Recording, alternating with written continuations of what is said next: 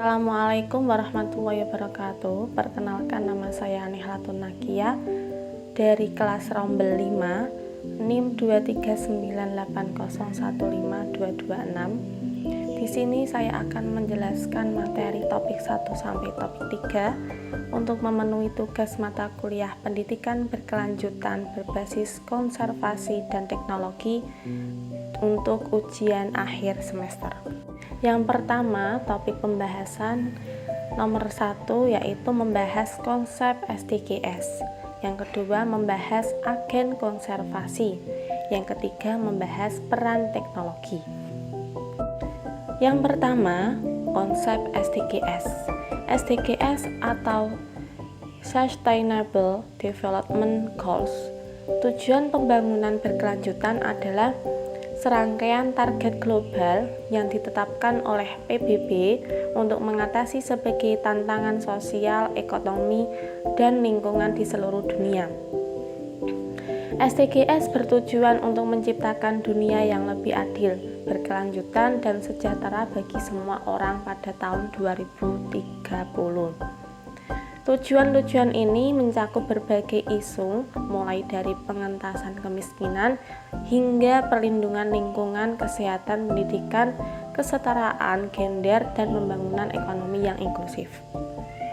Beberapa contoh tujuan SDGs antara lain: yang pertama, pemberantasan kemiskinan; yang kedua, kesehatan dan kesejahteraan; yang ketiga, pendidikan berkualitas; yang keempat, kesetaraan gender; yang kelima, air bersih dan sanitasi; yang terakhir yaitu perlindungan lingkungan hidup.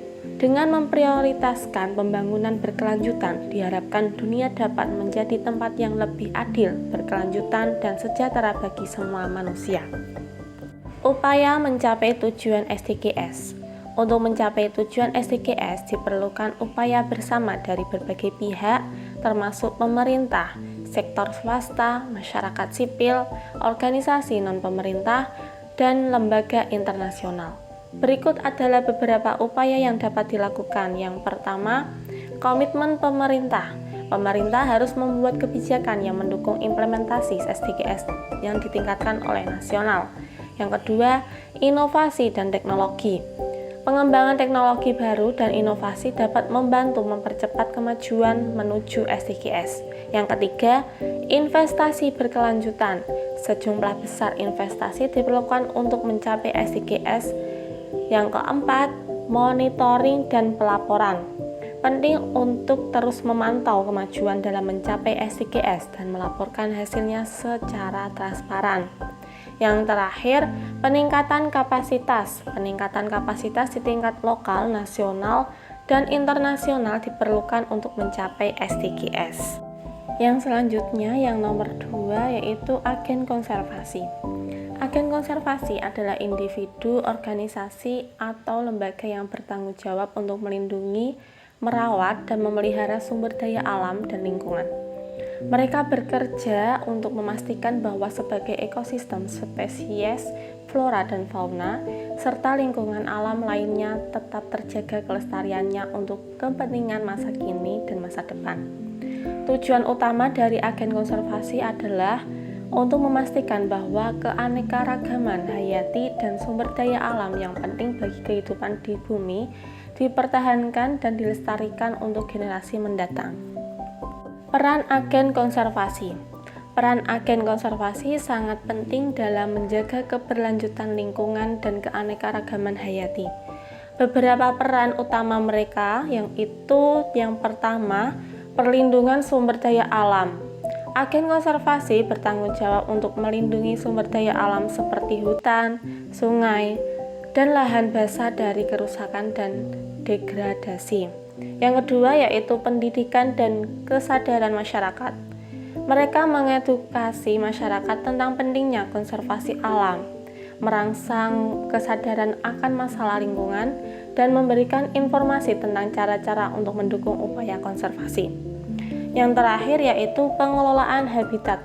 Agen konservasi terlibat dalam merencanakan dan melaksanakan kebijakan pengelolaan habitat alam untuk menjaga keberlanjutan ekosistem. Yang selanjutnya nomor 3, peran teknologi dalam pembelajaran. Teknologi memiliki peran yang penting dalam pembelajaran di sekolah dasar. Meskipun demikian, implementasinya harus dipertimbangkan dengan cermat untuk memastikan bahwa teknologi tersebut mendukung pengalaman belajar yang positif dan efektif bagi anak-anak. Berikut adalah beberapa peran utama teknologi dalam pembelajaran di sekolah dasar. Ada 4. Yang pertama, menyediakan akses sumber daya pendidikan. Yang kedua, pembelajaran interaktif. Yang ketiga, pengembangan keterampilan digital. Yang keempat, keterlibatan orang tua.